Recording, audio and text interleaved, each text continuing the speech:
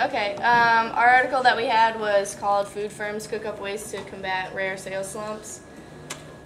The packaged food industry, they have long thought of themselves as recession-proof. However, consumers are shattering that assumption and causing a frenzy among the supermarket aisles. In the last quarter, food sales fell from 3.9% from the previous quarter, its steepest drop in 62 years. And food giants are racing to adapt to this lasting shift. Kraft Foods Incorporated recently launched an application called iFood Assistant in Apple's iPhone. Nestle is offering 5 for $10 meals for their lean cuisine meals, and Campbell's Soup Company is coming up with more sophisticated recipes that mimic those offered in restaurants.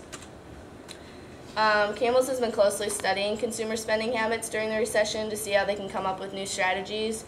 The 140-year-old maker of condensed soup, V8 beverages, and Pepperidge Farm cookies interviews 50,000 consumers each year, and they started noticing behavioral changes about a year ago.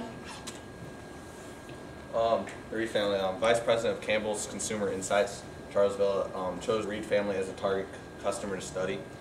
When they first visited the family last spring, they were not terribly worried about the economy, but by October the Reeds were growing nervous about rising food and gasoline prices. There's a little chart there, but Campbell's history, they're experiencing downturns.